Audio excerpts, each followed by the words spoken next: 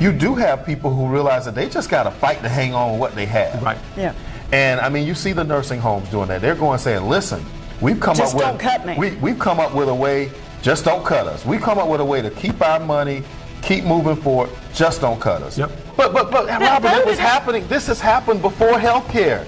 This happened with Obama. People are tired of the status quo. No, I'm not reading anything. Okay. I don't read I'm that much. telling you. The great thing for President Obama is that this is just after the first year of his time and not after the second year. He can make some corrections. He can't spend time. He could spend another year trying to fight this and explain why they just rushed it through. It's not worth that. I mean, at this point, it's better to just package it and move on They to the couldn't next survive thing. it. But I want to be clear. I want to be clear that no. Let me ask it one more time, and you get to say no again.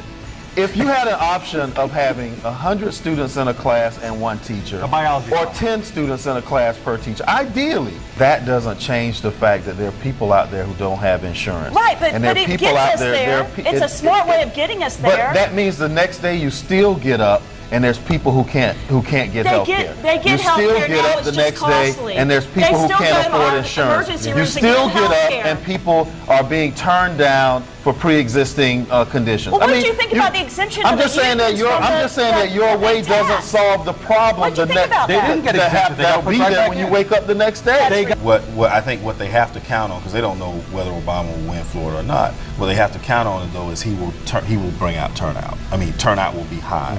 It's important we live here that whatever governor is there, that governor needs to succeed because we live here. We live here. It doesn't help us for a governor to fail. You need him to succeed. I just don't know whether people decide to do independent party because they mean to be independent, or do they get to the point where if I want to be completely independent, I'm at that designation of independent no party affiliation. As much as we say seats can't be bought, seats can be bought. As much as we hate negative campaigning, it was the worst. The commercials were just terrible. It was the worst negative campaigning. The mail.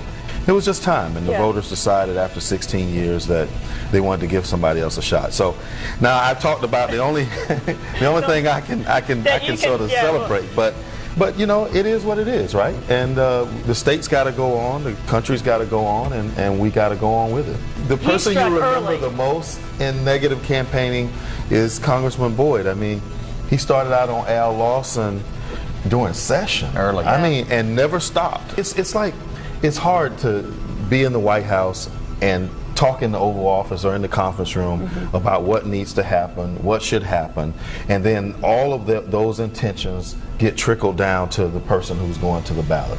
I think the bill started out with everything that the Democrats wanted in it, some of the Democrats, because they never really could come to terms on that. But I think what he was saying was this was an emergency. That he believed and he ran on. This was an emergency and something needed to be done. So that's what I mean when I say create job opportunities.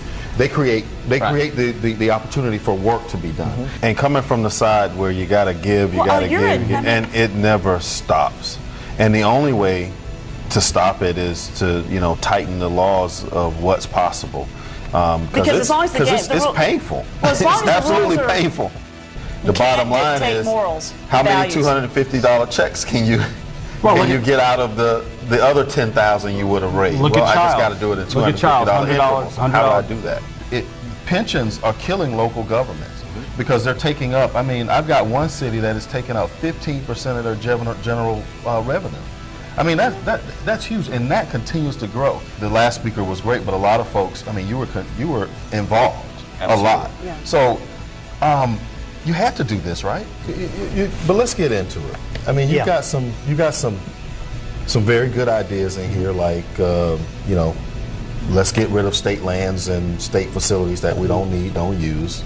You know, how that's defined is probably a bigger question. You've got really tough ones in there that deal with management positions in government and their benefits and career service and their benefits. I mean, that's always tough when you're talking about changing, pulling back. And then you've got some things in there that I got to ask where you're serious about, like going to a 4-day work week.